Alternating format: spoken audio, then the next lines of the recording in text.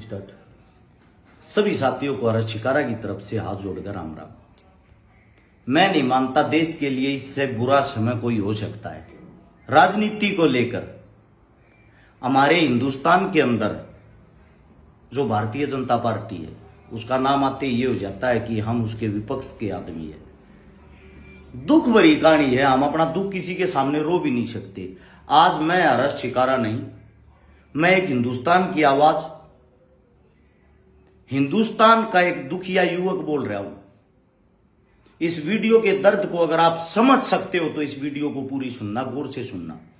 हमारे पूर्व प्रधानमंत्री भारतीय जनता पार्टी से देवगौड़ा साहब, उनके पुत्र जिनका नाम है प्रज्वल रेवान्ना, उनकी वीडियो वायरल हुई है 2971 लड़कियों के साथ, 2971 लड़कियों के साथ 9000 वीडियो वायरल हुई, जिनके चुनाव में प्रचार करने के लिए श्री नरेंद्र मोदी जो भारतीय देश के हाल के प्रधानमंत्री हैं, वे उनके प्रचार के लिए जाते हैं और उस लड़के की 9000 वीडियो एक साथ वायरल होती हैं।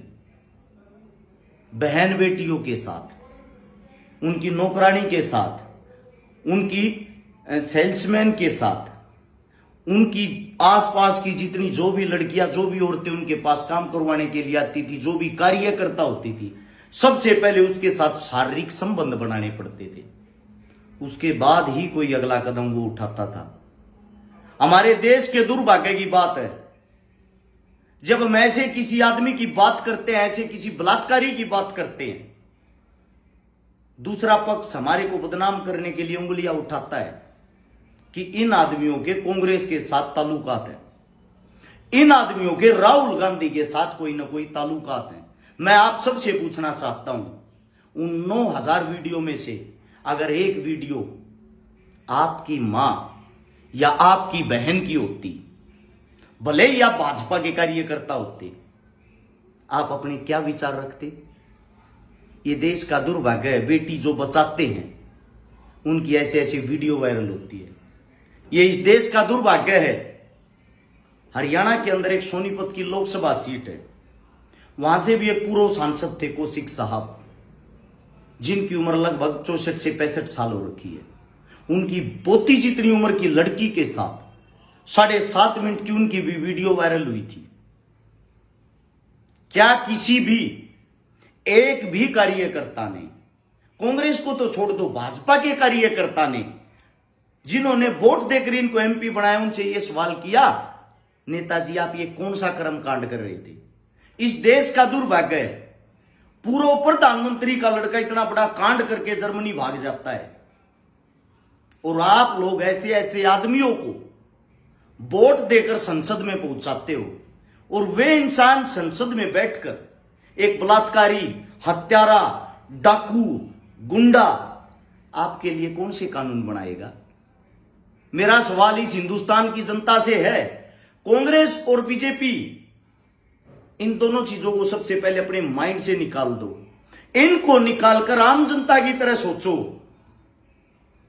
जो नारे इतने बड़े बड़े लगाते हैं रैलियों में, बेटी बचाओ, बेटी पढ़ाओ, कहने का तात्पर्य एक बाप अगर अपनी बेटी का ही बलात्कार करे, हिंदुस्तान आखिर कहां जा रहा है?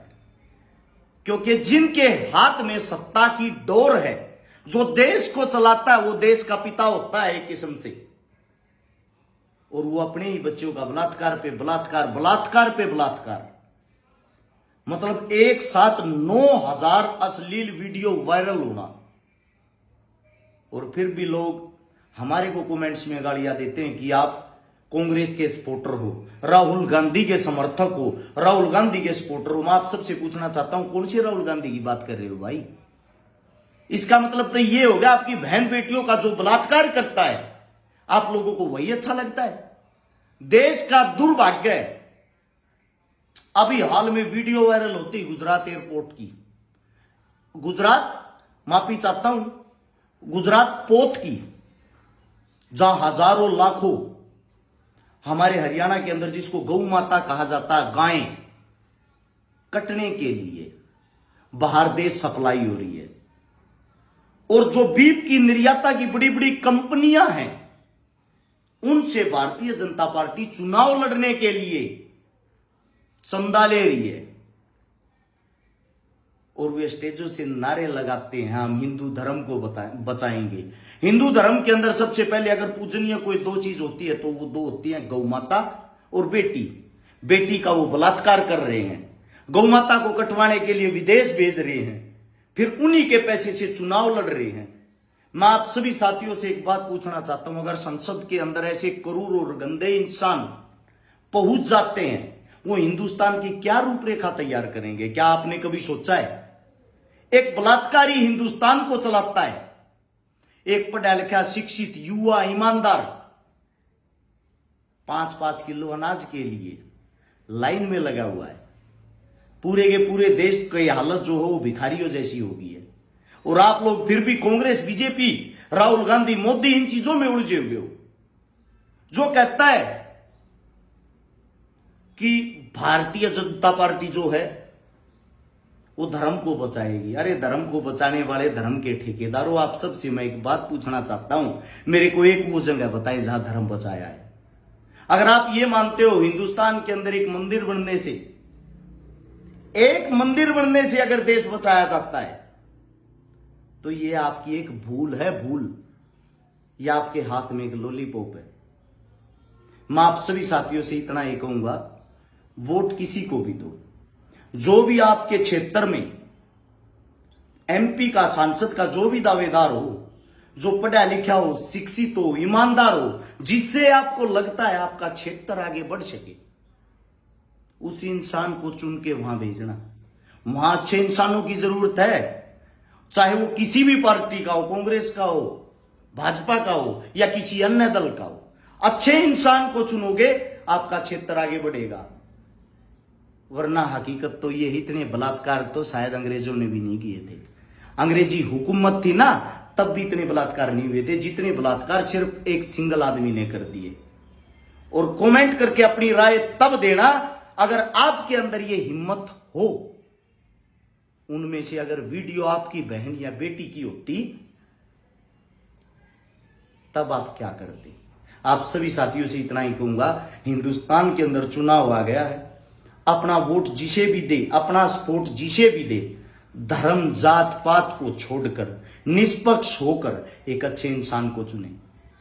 जाति और गोत्र जब देखे जाते हैं जब आप अपनी बहन के लिए रिश्ता करने जाते हैं। धर्म जब देखा जाता है जब अपनी बहन या बेटी का रिश्ता करते हैं। आप नेता चुन रहे हैं, जीजा नहीं। इसीलिए अपना कीमती वोट, अपना हिसाब लगाकर अच्छे इंसान को चुनने में दें। सभी साथियों का धन्यवाद। राम राम, जय हिंद।